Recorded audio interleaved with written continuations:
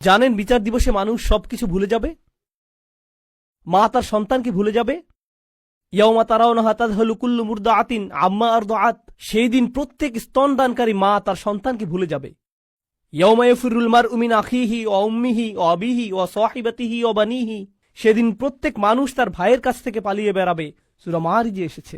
ওয়া ফাসিলাতিল্লাতি তুই, তার মা, তার স্ত্রী, তার সন্তান, তার অভিভাবক, তার গোটা গোত্র, সে তাদের সবার কাছ থেকে পালিয়ে বেড়াবে। সে কারো সাথে কোনো কিছু করতে চাইবে না। ওয়াতাকাত্তাআত বিহিমুল আসবাব, কুরআন বলছে সকল সম্পর্ক ছিন্ন হয়ে যাবে। কিন্তু ঈমানদারদের জন্য এমনটা হবে না। ঈমানদারদের জন্য এমনটা হবে না।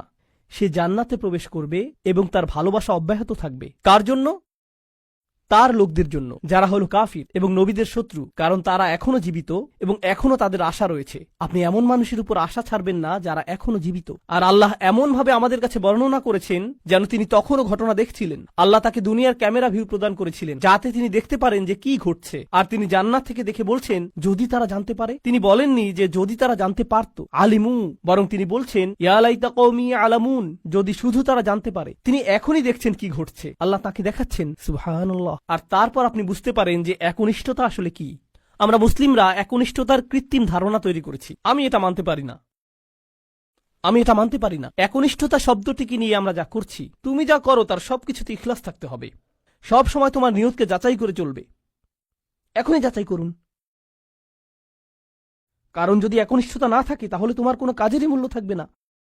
আর তোমার একনিষ্ঠতা থাকতে হবে শুধু এবং শুধুমাত্র আল্লাহর জন্য। আমি এর সাথে দ্বিমত পোষণ করব। আমি জানি এখনই আমাকে হত্যা করতে আসবেন না। রাসূল সাল্লাল্লাহু আলাইহি সাল্লাম একজন মানুষের কথা বলছেন যে অনেক পাপ করেছে, অনেক পাপ। সে নামাজ পড়ে না, কিছুই করে না। একদিন সে হাঁটতে হাঁটতে একটি তৃষ্ণার্ত কুকুর দেখতে পেল। তৃষ্ণায় কুকুরটির জিহ্বা বের হয়ে আছে। আর লোকটি সিদ্ধান্ত নিল যে নিজে পান করার আগে সেই কুকুরটিকে পান করাবে।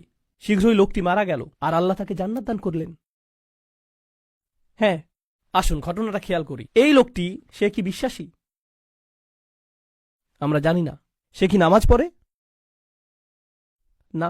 যখন সে কুকুরটিকে পান করাচ্ছিল, সে কি বলেছিল যে দাঁড়াও, আগে নিয়তের ইখলাস এনে নেই, আমি শুধু এটা করছি আপনার জন্য, ইয়া আল্লাহ, কুকুরের এই বের হয়ে থাকা জিহ্বা আমার কাছে মূল্যহীন, আমি শুধু আপনার সন্তুষ্টি কামনা করি, আর তারপর আমি কুকুরটিকে পানি খাওয়াই। তিনি এমনটা করেছিলেন? তিনি শুধুই কুকুরটির জন্য খারাপ বোধ করেছিলেন এবং কুকুরটিকে পানি পান করিয়েছিলেন, তাই না?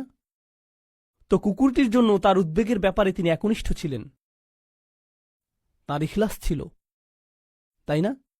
এখানে এই ঈমানদারটি তার লোকদেরকে ভালোবাসেন, কিন্তু তিনি কি বলেছেন যে এটা যদি আল্লাহর জন্য না হতো তাহলে আমি আমার লোকদের ঘৃণা করতাম। তিনি এজন্য তাদেরকে ভালোবাসেন কারণ তারা তারই লোক, আর এটাই তার লোকদের জন্য একনিষ্ঠতা।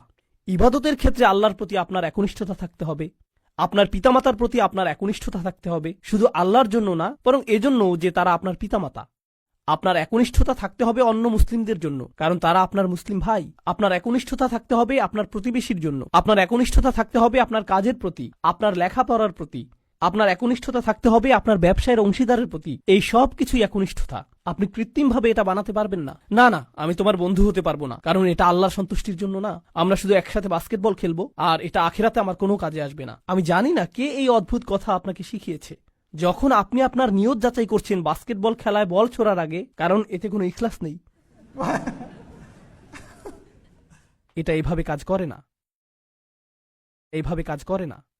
আমাদের নিয়তের পরিচ্ছন্নতা থাকতে হবে, এটা নিশ্চিত। আমাদের নিয়তকে পুনরায় যাচাই করতে হবে, এটা নিশ্চিত। একনিষ্ঠতার গণ্ডি আল্লাহর প্রতি একনিষ্ঠতার চেয়েও অনেক বেশি। এই একনিষ্ঠতা তার সকল সৃষ্টির প্রতিও প্রযোজ্য। মানুষের প্রতি আপনার নিয়ত পরিচ্ছন্ন থাকতে হবে, কৃত্রিমভাবে নয়।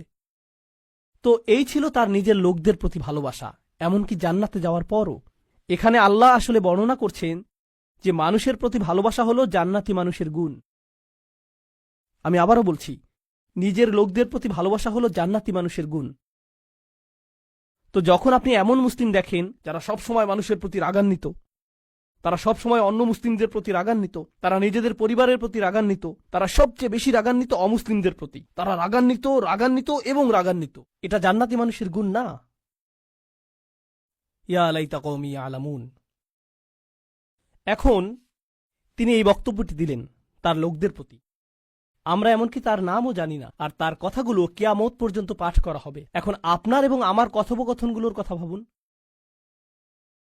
আমরা কথা বলি আইফোন নিয়ে, আমরা কথা বলি গাড়ি নিয়ে, আমরা কথা বলি খেলাধুলা নিয়ে। এই কথাগুলো কোথায় যাবে?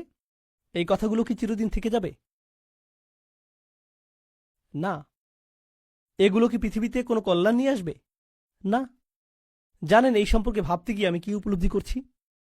আল্লাহর কাছে কথা হলো অমূল্য রত্ন। লোকটি কোনো নবী নন, তবুও তার কথা কোরআনে সংরক্ষিত হয়ে আছে। আল্লাহ কি অন্য জিনিসে সংরক্ষিত রাখেন? অকুল্লা শাইইন আহসাইনাহু ফি ইমামিম মুবিন। আল্লাহ বলছেন যে আমি সবকিছুই সংরক্ষণ করে রাখি। তিনি সবকিছুই সংরক্ষণ করে রাখেন। তো কোন জিনিসটি আপনি সংরক্ষণ করে রাখতে চান? ভালো কিছু, কোনো একনিষ্ঠ পরামর্শ? আপনাকে কি ব্যাপক জ্ঞানের অধিকারী হতে হবে ভালো কিছু বলার আগে? এই মানুষটির কি ভালো কথা বলার আগে অনেক অনেক ডিগ্রির প্রয়োজন হয়েছিল? বিষয়টি জটিল নয়, শুধু ভালো মানুষ হন। লক্ষ্য করুন কেমন চমৎকারভাবে কোরআন সন্নিবেশিত। যখন তিনি জান্নাতে গেলেন আর তিনি বললেন যদি আমার লোকেরা জানতে পারে, পরের আয়াতে তিনি বলছেন বিমা গফর আলী রব্বি ও জাআলানি মিনাল মুকরামিন, সেই ক্ষমা যা আমার প্রভু আমাকে প্রদান করেছেন আর আমাকে তাদের অন্তর্ভুক্ত করেছেন যাদেরকে সম্মানিত করা হয়েছে। তিনি জান্নাতের দুটি জিনিসের কথা বলছেন, ক্ষমা এবং সম্মান। সূরার শুরুতে এসেছে ফাবাশশিরহু বিমাগফিরাতিন ওয়া আজরিন কারীম।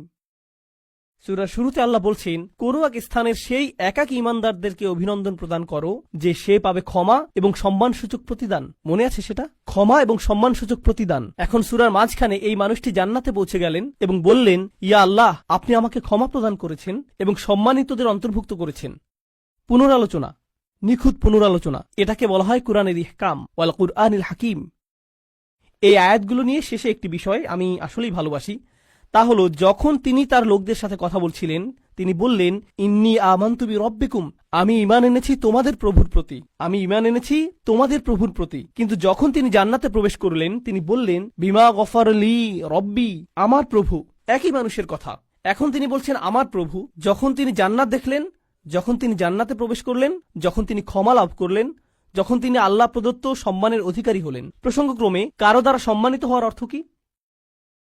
কিভাবে আপনি কারো দ্বারা সম্মানিত হতে পারেন বলতে পারেন আমাকে? স্বীকৃতি পাওয়া। হ্যাঁ, কারো স্বীকৃতি পাওয়া। কেউ আপনাকে অভিবাদন জানালো, কেউ আপনার সাথে কর্মর্দন করতে আসলেন, এটা দ্বারা তিনি আপনাকে সম্মানিত করলেন, তাই না? আমি এখনই বলে দিচ্ছি সামনের আয়াতগুলোতে এটা আসবে। সেখানে আল্লাহ বলছেন সালামুন কওলাম মির রব্বির রহিম, এই সূরাতেই। আরো পরে আল্লাহ বলছেন তিনি তোমাদেরকে বলবেন সালাম। তো শুরুতে তিনি বলছেন আমি তোমাদেরকে প্রদান করব সম্মানিত প্রতিদান, সম্মানিত প্রতিদান, সম্মানিত প্রতিদান। সেই সম্মানিত প্রতিদানটি কি? কতটা সম্মানিত এটা হতে পারে? আমি কি একটা মেডেল পাবো? কোনো সার্টিফিকেট দেয়া হবে পরীক্ষায় পাশ করার পর যেমনটা দেয়া হয়? কি সার্টিফিকেট আপনি পাবেন? আপনি পাবেন সালাম, আল্লাহর পক্ষ থেকে। এটাই আপনি পাবেন। তো যখন তিনি তা পেলেন তিনি ভুলে গেলেন যে এই প্রভু অন্য কারো প্রভু, তিনি শুধু তারই প্রভু। আমার প্রভু আমাকে ক্ষমা প্রদান করেছেন, আমার প্রভু আমাকে সম্মানিতদের অন্তর্ভুক্ত করেছেন, তিনি আমার প্রভু এবং শুধুই আমার প্রভু। সুবহানাল্লাহ।